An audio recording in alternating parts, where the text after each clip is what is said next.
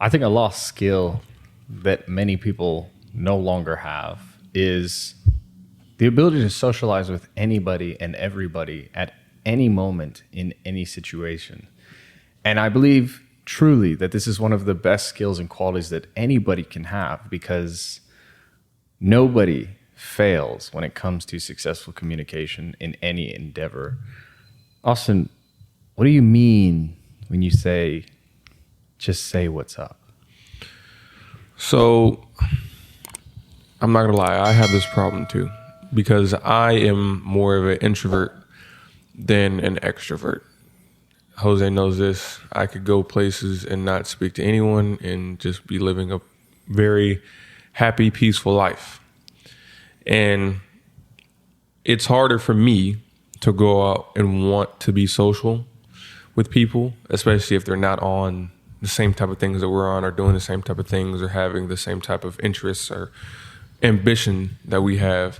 It's harder to want to socialize, but more often than not, anything that you want to get is going to be on the other side of a conversation. So if you are going out, or even not going out, and subjecting yourself to, isolation, you're halting the progress that you can get and the potential of success that you could get by not going out and by not saying what's up, by not saying, hello, how are you? My name is so-and-so. Or talking about whatever it is that you have going on, or asking someone else about what they have going on. Because most of the time, people love to talk about themselves. So even if you are asking someone a simple question like, hey, how are you? How's work? How are the kids? How's the family? What have you? It opens up the realm of possibility to getting to know that person and them being someone who could potentially benefit you, and vice versa. And we experience this all the time, especially yesterday, because we were in a certain type of attire. But we met a guy. His name was Valentine. And granted, because we had on a specific attire, it attracted him to us, I guess.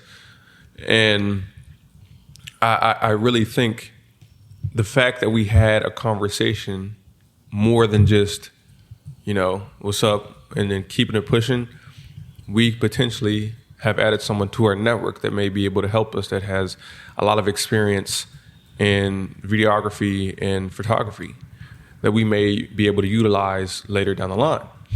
And because he said something, and because we were willing to continue the conversation as opposed to being dry and not wanting to speak, we add this person to our repository. So being someone who, whether you like it or not, can carry out a conversation and hold a conversation is so beneficial. And you won't understand how beneficial it is until you start doing it. And then you see people being surprised that you can hold a conversation. And then they'll want to share certain information with you, share certain contacts with you, share certain, or be able to do certain things for you that they may not want to do for other people, because you can hold a conversation and because you seem like you are a social person. Whether you are or not, if you portray yourself as such, you can get pretty far with having that skill in your repertoire. Well, what's interesting about that is not everybody in all the circumstances are actually requiring you to come up and start the conversation. Mm. A lot of times the conversations just happen because other people are curious. And for example, with Valentine last night or yesterday in the evening, we didn't start the conversation. He was an unsuspecting gentleman. He didn't look as if he was vying for attention, but we were smoking cigars and he asked, hey, do you have a light? So, we shared our lighter with him. He started smoking his cigarette, and then we struck up a quick conversation. So a lot of times you're just responding to somebody else or to a gesture from somebody else. And I think this is even applicable with women as well, because most of the time there's nonverbal body language between you and a woman. And she's just suggesting that you come over here and you come talk to her. So a lot of times you don't even really have to be the one who starts a dialogue or a conversation. Now, one of the things I want to talk about is what keeps you from saying what's up. What's holding you back from starting a conversation or prompting a dialogue with somebody who has a potential to be interesting or beneficial for you and for them. And I think usually what prevents you from taking the action of starting a dialogue or a conversation or really anything in life is you're in your head. And there's a quote from Seneca that is, "We suffer more in imagination than we do in reality." And this is entirely true. We make things to be worse in our mind than they really are in reality. When you embarrass yourself in the cafeteria full of people and you spill milk on your shirt, nobody really cares. You're the only person who's truly worried and concerned about making yourself look like a fool or making a mistake or saying something that you shouldn't say. Everyone else is so focused on their own priorities and their own problems and their own dealings that they don't have time to focus on you. They don't even care about you. So in reality, you lose nothing by trying. Because if you sit here and you only concern yourself with what other people think, then you're only living for other people. And last time I checked, your life should be yours. So there really shouldn't be a reason that you don't say what's up. And I understand if you're timid or if you're afraid or if you're an introvert, but if Austin can do it, you can too. It's not like Austin has, although it might be difficult for you, it's not like you're insufferably incapable of socializing. Mm. No, you just would prefer not to. Right. 9 times out of 10. Mm. There is that 1 out of 10 that you're just the most social butterfly, and that's usually when I don't want to socialize at all. So it balances itself out. But at least if you can't do it consistently, do it when it matters. When you see that one gentleman who looks like either he's having a bad day or he's doing something interesting, why don't you strike up a conversation? You will just be surprised. A lot of these individuals that we've met and spoken to off of whims have always been highly successful and profitable for the both of us. It can be a connection and a person who can guide you in the right direction. And a lot of times we unfortunately judge books by their covers, but some of those books are very well read. And some gentlemen can just give you a piece of advice, not even a connection, not even addition, but simply say, hey, we spend too much time worrying about X, Y, Z. Why don't we focus on this? And a simple sentence and a simple statement that's been tried and true through their wisdom can mean a lot to you. So you never know who you're talking to. Never know. And so there was this argument going on, I don't know, maybe some months ago or shit. It could have been even before that, yeah. And they were like, oh, is there more doors in the world or more wheels in the world? That was a real thing that was going on somewhere. I feel like people have too much time on their hands. Yeah, I agree. If y'all need work, we got work for you. No, exactly. We definitely do. And they were having this argument or whatever. And based off of this conversation, I am going to give my answer. I'm going to say that there's more.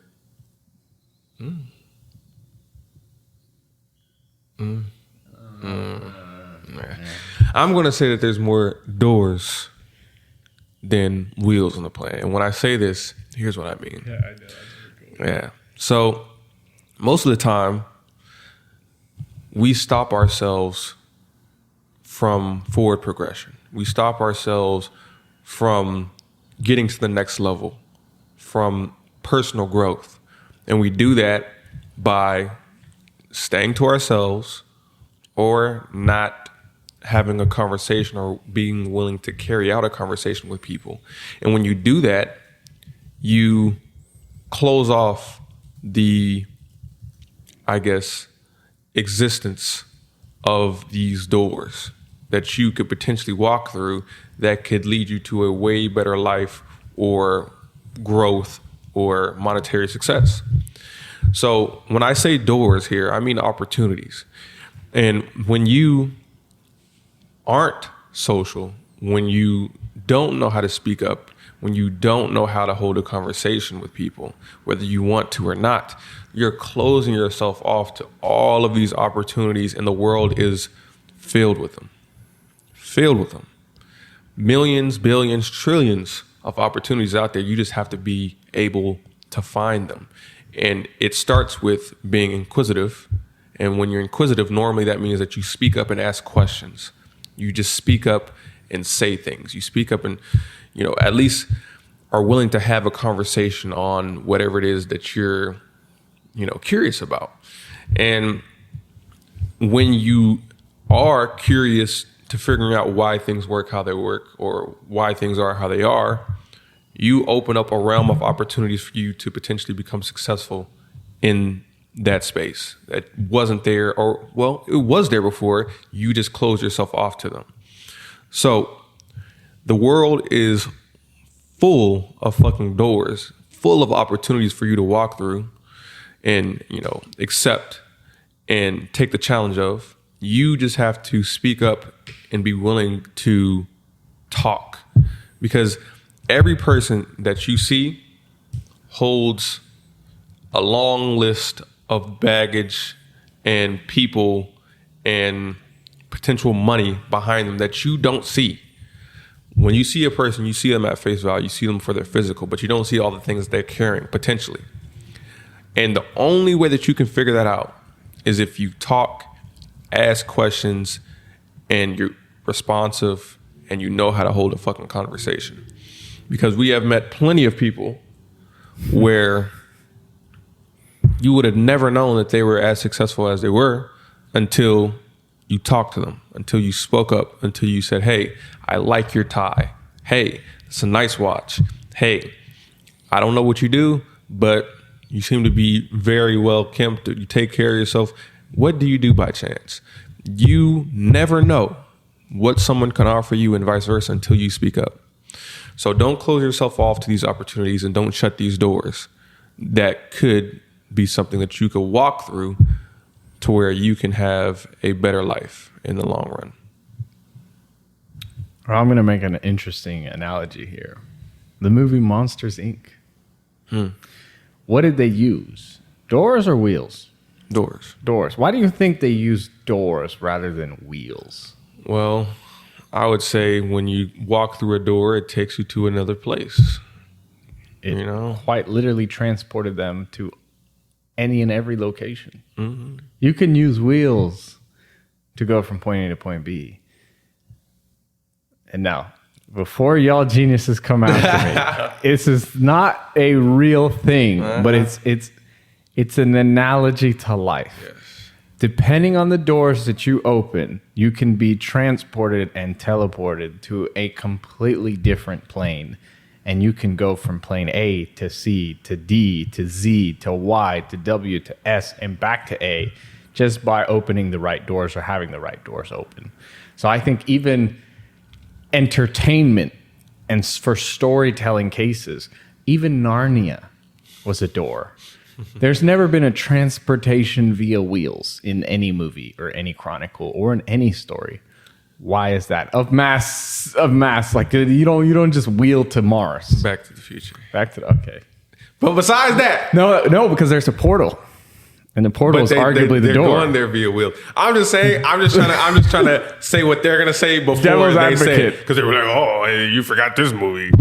Like, okay, let us make our fucking points, you asshole. You know what the fuck we're talking about. How about we just make our own movie then? There you go. And call it Doors. Wheels. Austin's on his way to make his delivery. Yeah, on wheels. On wheels. Meals on wheels. So there's also a very interesting quote that I would like to close out here from my portion. From a mother of a good friend of ours, I shall say. And I think you know who the friend is, Austin. And maybe you do, maybe you don't. I think we're working with them in very, very close proximity right now. Yes. And the quote is as follows. If you close the door on somebody else, you're doing nothing more than closing the door to yourself.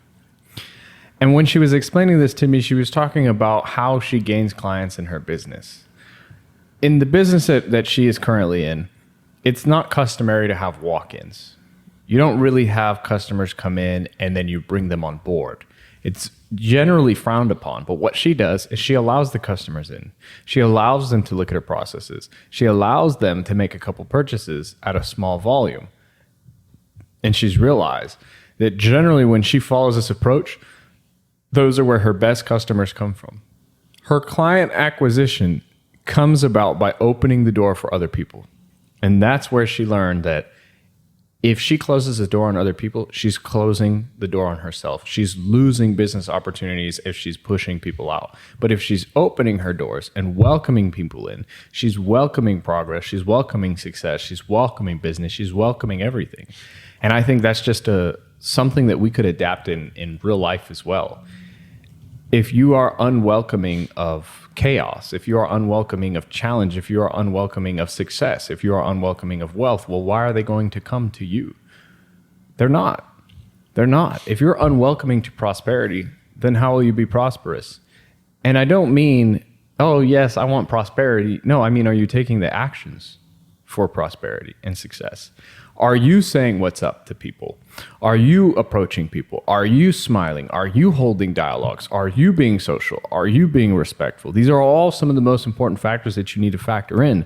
And if you can't do that, then naturally the benefits that come from those positives are not going to come. They won't come because you're not fertilizing the soil. You're not sowing the seeds. You're not even watering the soil. So it's just going to dry up and die. You're going to be living in a desert of pessimistic dreams that never came true.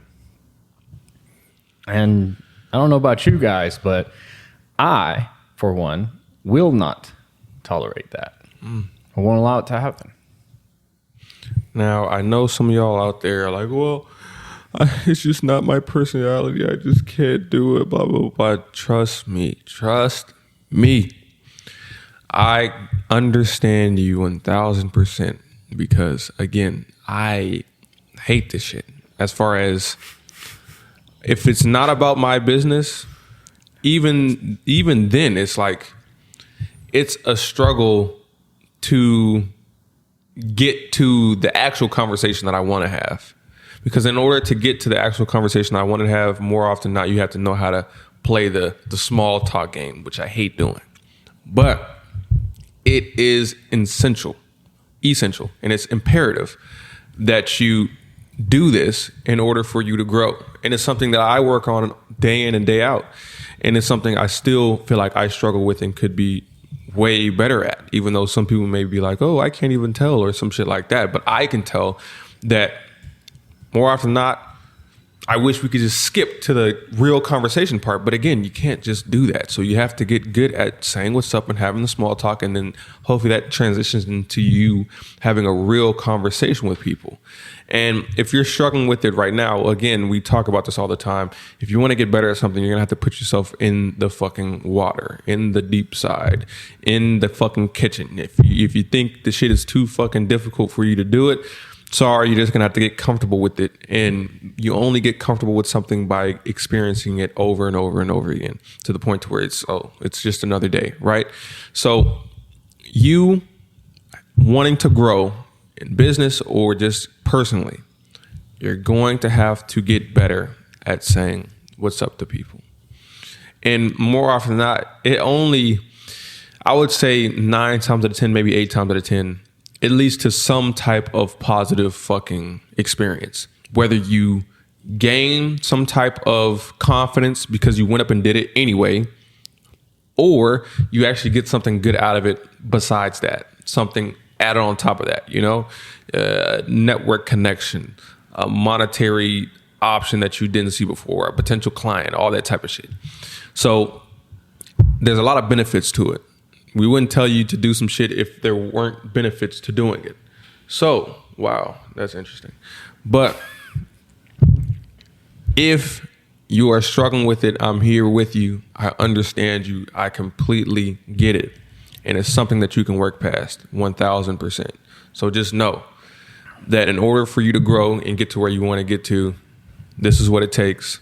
And you're going to have to get comfortable with saying what's up. And when you get comfortable with saying what's up, then it leads to a wonderful, wonderful realm and possibilities of just greatness and overall achievement. And that's on the other side of that conversation. That's on the other side of saying what's up. That's on the other side of you walking through that door. So on that note, the M Club Podcast signing out. Mike Check. The AM Club Podcast.